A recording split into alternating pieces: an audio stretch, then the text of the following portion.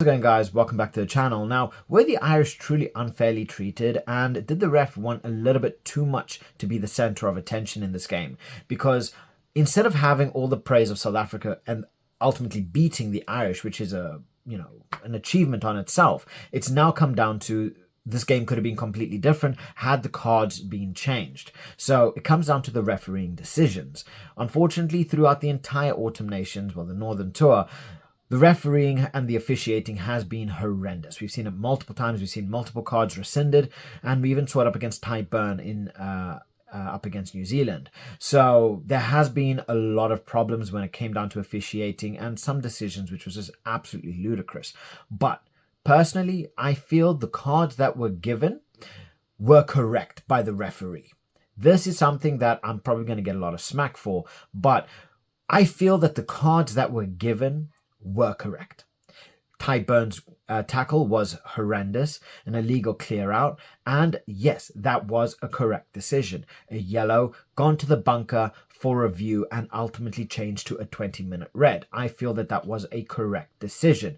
Poor management by Ryan, poor decision making by Ryan, and I think even he himself will know that, and he'll probably be hitting himself in the head saying, why did I do that?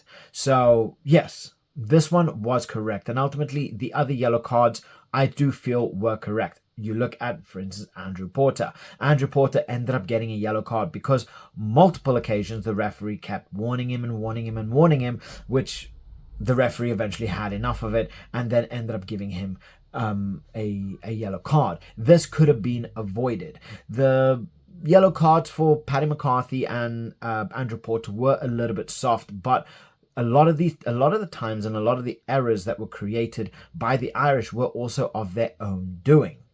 Now, in saying that, although I feel that the decision were correct for the cards that were given, I do feel that other cards should have been given as well. And honestly, the big one that everybody's going to be talking about is Sasha Feinberg early on in the game. Personally, I do feel that that should have been a yellow. Now, could this have changed the aspect of the game? Could this have changed the flow of the game? Yes, it could have. But hindsight is 2020. We could have seen an Irish side really get together with South Africa down to 14 men and a yellow card and really start to dominate. But we also could have seen a South African side resilient and have resolve like they always do, as we've shown up against Italy, as we've shown up against France, that we can work effectively with 14 men and still maintain a good balance whilst we were 14 men down. But that didn't happen. Sasha Feinberg, he kind of got away with it. And honestly, Ireland got away with a couple instances as well. But ultimately, the decisions I do feel were correct. We take a look at, a lot of the issues. But the big one is James Ryan. The James Ryan incident now had one of their key enforcers, one of their key engine, players with an engine, really gone. He could have made a huge difference in the game, but for a good portion of the game, they were out. Now, the referee definitely did make a couple sketchy decisions, and I'm not about to argue against that. And the Irish did show their resolve and they showed their heart to keep the score as close as physically possible. And honestly, going to the end when they were literally knocking on South Africa's door time and time again, they were so close, but South Africa held strong. They kept their defensive line strong, and it's just unfortunate. In my opinion, it is unfortunate, and I do feel that the Irish let the occasion get to them. The Springboks really went defensive. They tactically outsmarted the Irish, and they wore them down physically. They wore them down, they got them tired, and there isn't another team on planet Earth that can do what South Africa do.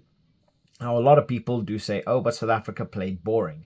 Yes, at points we might play boring, but there isn't another team in World Rugby that is able to dominate for 80 minutes physically, to have you so tired that you just want to give up. And we saw Ireland, yes, they were down men, but we saw them avoiding the scrums by any means necessary, because they knew where this was happening, where this was going, and South Africa were dominant and they were winning scrums and they were outpowering the Irish. But again, they were making mistake after mistake after mistake. I believe they ended up conceding 18 penalties. 18 penalties throughout the game, where this should not be happening. Ideally, you don't want to be getting into the double digits, but again, a lot of the Irish, they were overstepping, they were making unnecessary mistakes, which was allowing South Africa to go for the scrums. They were giving they were literally giving it to South Africa on a plate and said, "Come and scrum with us." That's what they were doing, because there were so many unnecessary, unnecessary steps, unnecessary, they tried too hard and ultimately ended up, going against themselves. They shot themselves in their own foot. So, albeit they went, I think at one point they went down 12 men. At one point they could have even gone down to 10 men in the game. It was all down to their own doing. South Africa were the better team on the day, and the Irish, unfortunately, they couldn't handle the pressure of the game. Well, I wouldn't say they couldn't handle the pressure. Certain players made ridiculously, I don't want to say, they made silly mistakes, let's say. They made a lot of individual silly mistakes, which cost Ireland big, because as a team, they actually defended very, very well. They worked together as a team, even though they were down 12 men and they were getting yellow cards left, right, and center. They defended like their lives depended on it. And then when it came down to the end portion of the game, they attacked like their lives depended on it. It's just unfortunate they couldn't break the South African defense. I mean, even Archie Snyman, he could have been given a yellow card as well, but again, I think the referee made the correct decision there in revoking it. But ultimately, there were decisions that were made, and if anything, there should have been more yellow cards.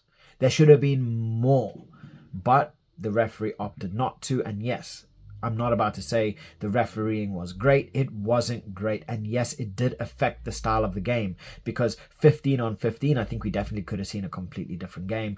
But again, the Irish did not maintain that composure, and they were the own masters of their downfall. So I would love to hear what your guys' thoughts are. And do you genuinely think that the yellow cards that were given were incorrect by the referee? Right? Do you think that they were incorrect, and why? Because I've had some people even talk about James Ryan, his tackle being legal. Ridiculous. No, that was illegal all day long, an illegal clear out 100%. I don't care. That there shouldn't even be a discussion there. But the discussion should fall on, should there have been more yellow cards than what there was. So drop your thoughts in the comment section below. Like and subscribe. I'll catch you guys later. Bye.